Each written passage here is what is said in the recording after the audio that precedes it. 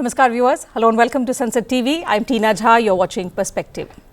Indians lost a staggering 22,845 crore rupees to cyber criminals in the year 2024.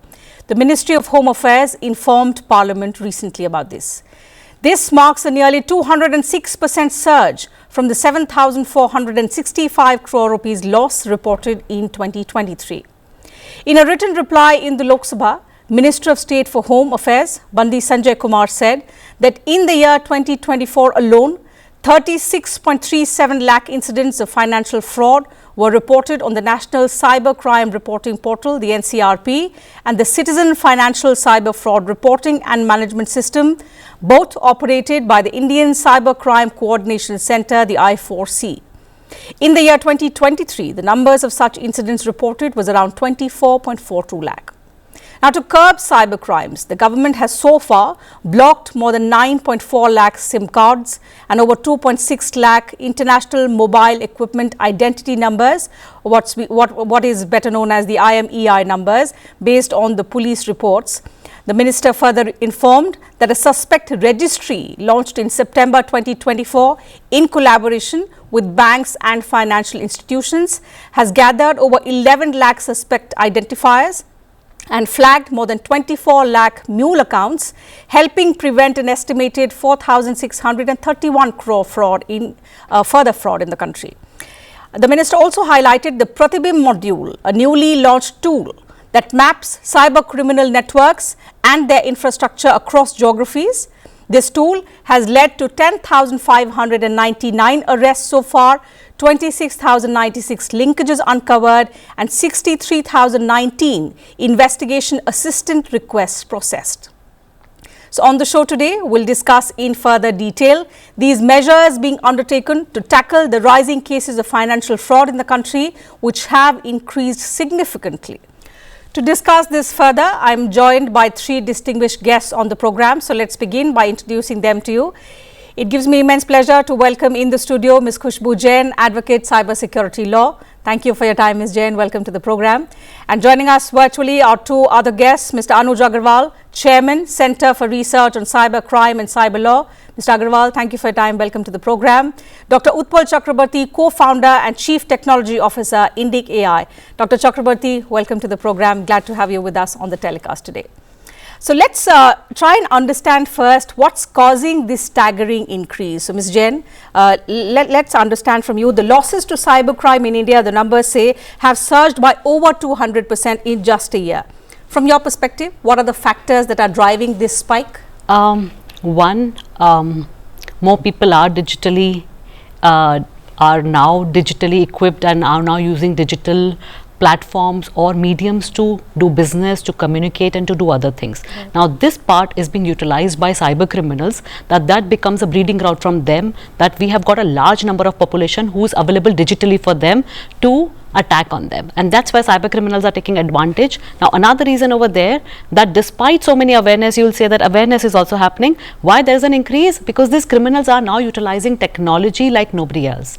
They are making use of AI, they are making use of voice cloning, deep fakes and so on and so forth. Sophistications when it comes to attacks, when it comes to making anybody fall prey for their kind of modus operandi or stories that they come up with. This new sophistication that keeps coming in the way cyber crimes are happening is also one of the cause that why these crimes are happening, despite so much of awareness happening by the government, by the people aware, people themselves and otherwise.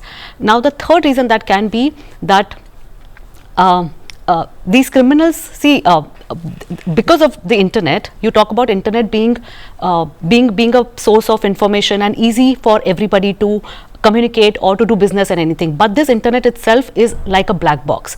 When it comes to transparency, when it comes to openness on this internet, it is very gray over there. The internet service providers, the social media platforms, if you see the number of people in India who are there on social media platform communicating or doing business or doing other things for that matter is very high. We are one of the top if you have to compare. And with that, because these social media platforms enjoy the safe harbor protection, they say that we're not going to share the identity of the person. Right. Without that identity, it becomes very difficult that despite laws in place in India, the law enforcement agencies could not reach those criminals at the right time and catch hold of them. That's where each criminal, by the time the law enforcement agency reaches them, is on the verge of committing thousands of crime, or he's on the lack of crime that he's committing because he's just scot free. So these platforms became a breeding ground for these criminals. So it's a combination of lot of things if you have to look around, but I think the main cause can be the aspect that the way technology is being misused by the criminals, and I think that's where even our government is coming up by utilizing the same technology so that we can knack or go against these criminals at the right time or in the real time for that matter. Absolutely. So the manner in which these cyber criminals are exploiting the loopholes perhaps, or the gaps that exist, how we can plug them in the times to come to be ahead of them and be able to prevent such crimes is something that we will discuss in due course of the program. Mr. Aggrawal, let me come to you for your thoughts on the kind of nature and the nature of these cyber frauds which we are seeing in our country now. What stands out for you particularly, and also do you see a change in pattern in the modus operandi of the cyber criminals in India? It's a menace which has no limits. Almost everybody, be it a rural person or a city person, be it in government or be it in a private sector, is now more or less dependent on these services being provided digitally or through internet. We are 150 crores and at least 70-80 crores very active internet users. Now, for such a diverse country, for government and the private sector to provide services of any kind, the dependence on electronic technology, internet and digital means of providence is necessary. So this is the context in which we are. Criminals are utilizing these technologies, these outreach of government and private sector to their advantage. First reason is that the people more or less are careless. As they are on the highways, they are equally careless on the digital highway. Second, the criminals are using one very interesting loophole in the law enforcement, that the law and order is a state subject.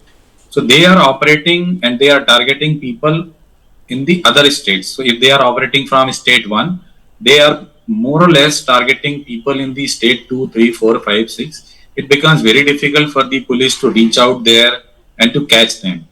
Third, the law has certain relaxations given in terms of arrest, and of course the legal machine is a little slow in terms of conviction and everything.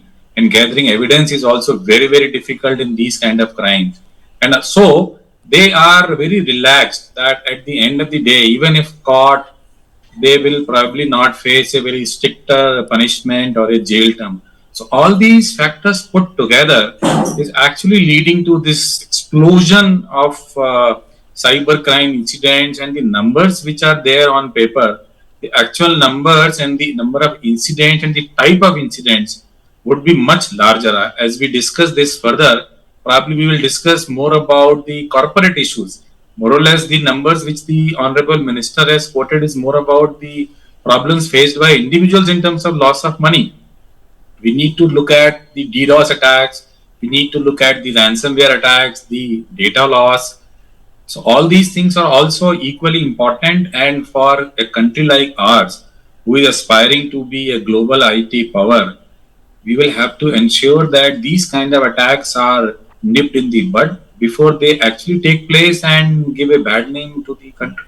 Right, and absolutely well said, because from a technology standpoint, we need to understand fully where we are most vulnerable and try to find solutions to that aspect. We'll come back to that in the next round of questions. Dr. Chakraborty, a lot of factors are driving this kind of fraud, but losses which are as high as 206% in just a year. That's the financial loss that has been quoted by the Minister of Home in Parliament. It's worrying. Tell us about how the use of AI, other emerging technologies have contributed to the change in modus operandi or the manner in which the cyber criminals operate, particularly in recent years, because we see the surge has been quite high. Very true. I think now almost all cyber criminals are using some or the other AI tools. Right. Because these are very easily available, and even you don't require any kind of special skill to perform any kind of attacks or fraudulent activities using this kind of tools. So if we talk about phishing, okay, which is a very common and familiar type of attack which is happening since long, the nature of phishing is changing, because now the emails or the WhatsApp messages or the SMSs that we are getting, it's more like intelligent, human-like, personalized messages, right? And this has all been done with some AI tools. Similarly, on the identity theft and also in deepfakes, okay, whether it is a voice deepfake or a video deepfakes are happening now. And it is very difficult to distinguish whether it is a real or a fake kind of a thing. And that too, many of the criminals are mainly targeting the other, not the metro cities, but the smaller cities and the villages, okay, wherein the awareness of these things are very, very less. Now, coming to the other AI tools which have been extensively used nowadays by the cyber attackers are, because many of the tools are very easily available. For that, you need not have to go even to the dark web or somewhere. Okay, it is easily available for anybody. They can use. So these tools are being used by very common, not very techno-savvy attackers, and they are targeting people like senior citizens, because mostly you will see senior citizens are not that much aware, or they are not very techno-savvy. They don't know how to use the smartphones and all other things. So they are trying to target those kind of people, right. Or housewives, or probably the new gen guys who are just started using digital payments and digital ecosystem. So definitely AI can also protect in a way. So if we can utilize AI into safeguarding our digital ecosystem, we can also use it. But right now there is a huge search in terms of using AI tools for landing different types of attacks, whether it's on a personal level or to attack to an organization. Okay, so in that case, I mean, the role of AI again becomes much more important, because they will understand the loopholes, security loopholes of an organization, and then they will try to strategize the entire attack, and then they will try to land the attack. And once they land the attack, you don't have any time. Okay, and because time is the main factor right. here. So yes, as a technology, AI brings a lot of good things, but as well as a lot of challenges, because now these tools are available to I think that's the biggest challenge, but perhaps how we can also in the times to come integrate AI tools with the modules that the government has already introduced as its preventive and especially on the public awareness aspect of it. So based on what we've discussed, Ms. Khushbu Jain, two parts to my question. One is about the public awareness aspect.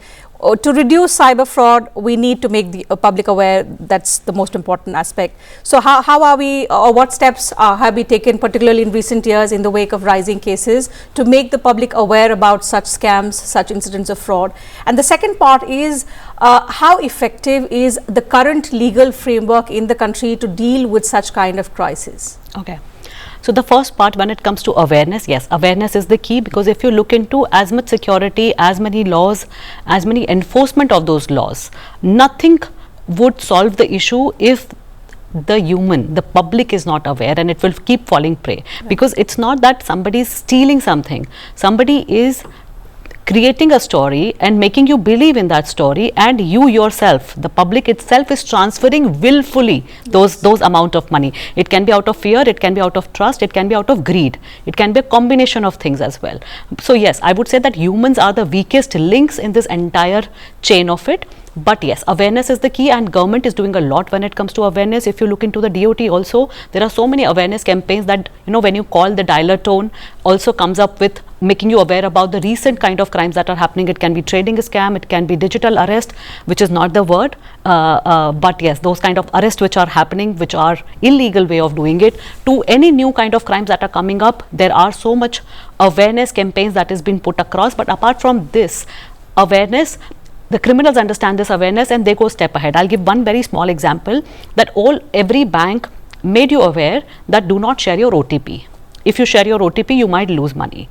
Or if after the OTP sharing, if you get a message is a compulsion from the RBI that you should get a message. If you get a message, time is an essence, immediately report if you have lost the money, so that you can curtail that aspect, which is true today as well. But criminals realize this, that so much of awareness when it comes to this, let me tap on that. What they did was, they started sending you message that this is your account number XXX and then 4 digits, you have done this much of transaction, if not, you report here immediately.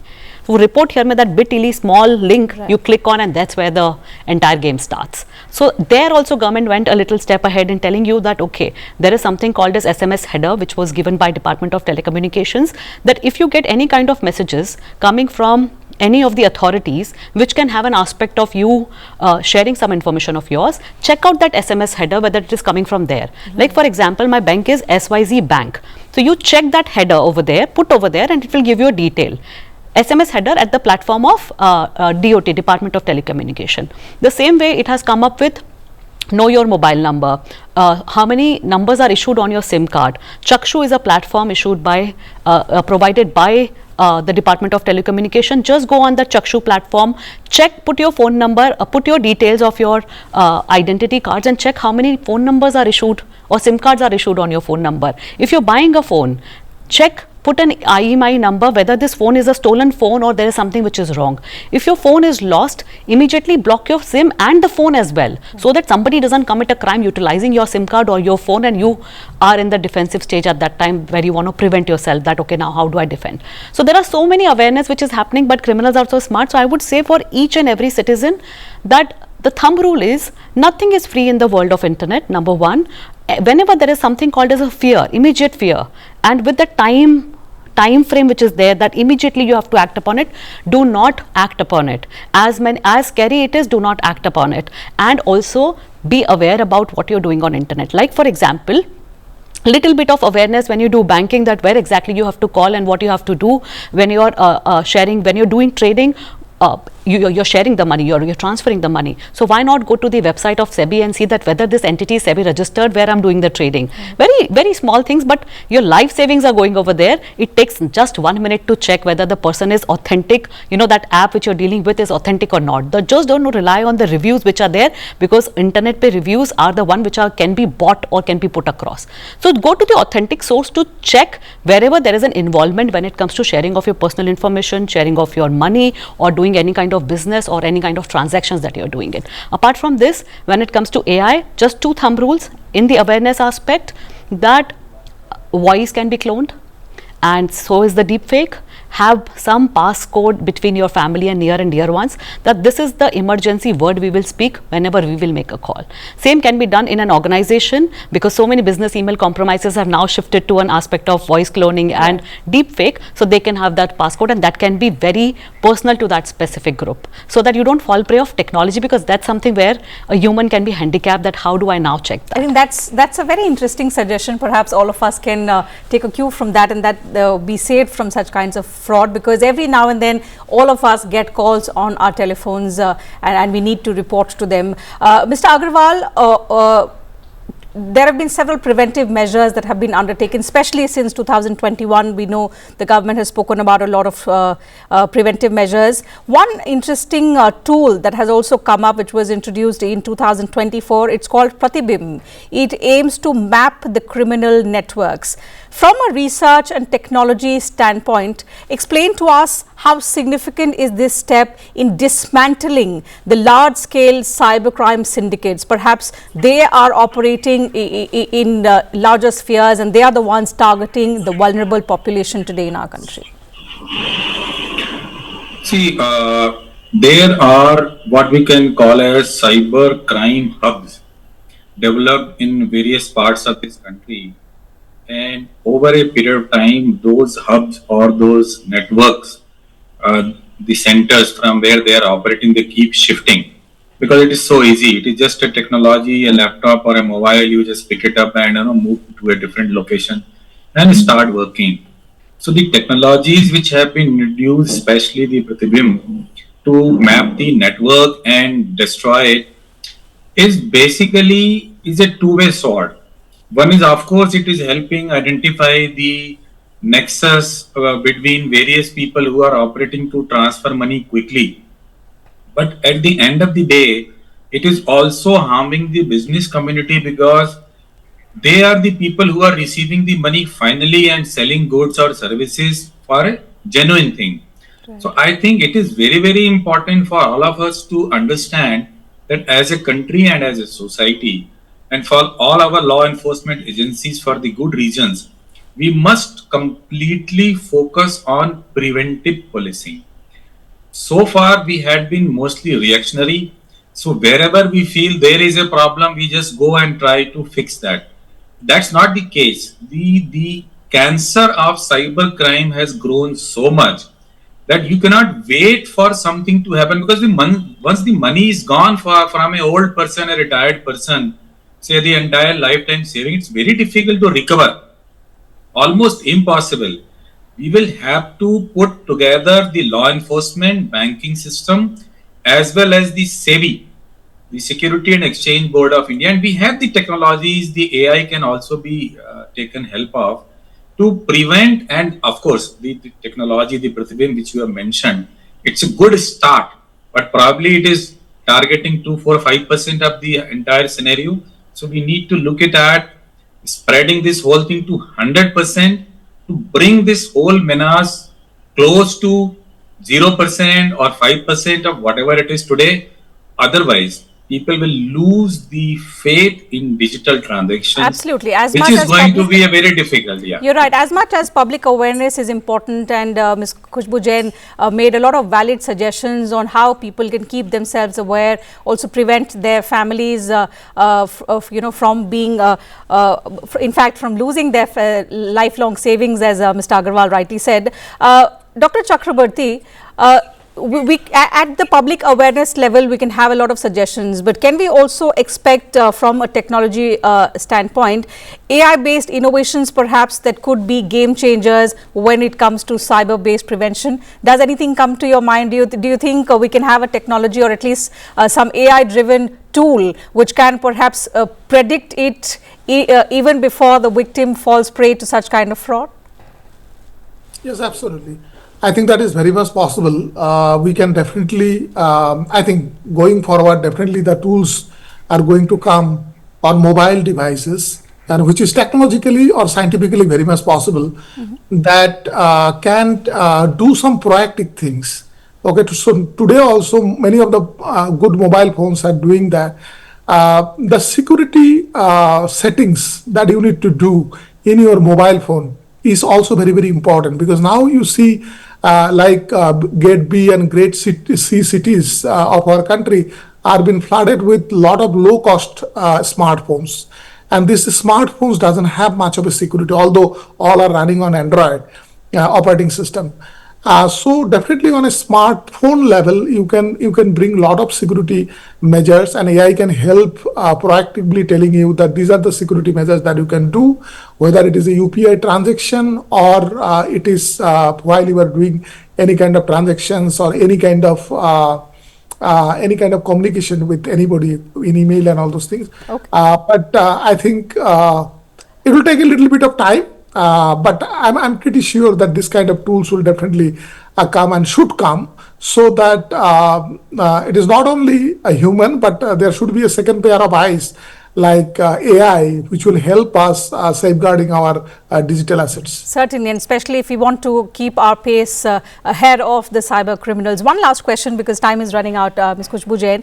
When we talk of looking ahead, or perhaps the best workable solutions to prevent the cyber fraud in our country, what key steps, and particularly from a legal standpoint, do you think India needs right now, I mean immediately, to prevent these rising incidents? Because this is directly impacting the citizens of the country. See, the first and foremost is to have a strict guidelines when it comes to platforms, because majority of the crimes are originating, which are hitting the people, are originating from platforms like owned by Facebook or Instagram, or from direct messaging apps like WhatsApp and others. So when it comes to these platforms, have a direct regulations or a strict guidelines for them, apart from the 2021 guidelines, the IT guidelines which came into, that any kind of video that is coming on their platform, it is AI enabled or AI made videos.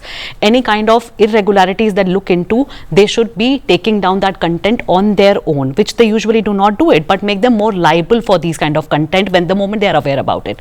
Government is coming up with that portal that they seamlessly share that information with them, so that this tracking down and putting that content down till the time they reach more people can be done very fast. But I feel the immediate step would be to make sure that these platforms do not become the breeding ground for the criminals, number one. Number two, there are cyber commandos vision of the Ministry of Home Affairs, where they're talking about that we will create 5,000 cyber commandos in the state, in the country, in each state. I think that's where I think that has to again accelerate a little more, because we need cyber commandos as on yesterday. Absolutely. And apart from this, I think the immediate which can be done by all of us is not to trust the world of internet. I think that's the most valuable suggestion, that before clicking on any of these URLs, make sure, double check with the authentic website, and make sure that you do not fall prey to such kind of cyber frauds, because money once gone doesn't necessarily always come back. So with that, we'll have to wrap up the conversation. Thank you once again to all my guests for joining me on the program, sharing your thoughts, sharing very, very valuable suggestions for our viewers. Thank you very much for your time as well.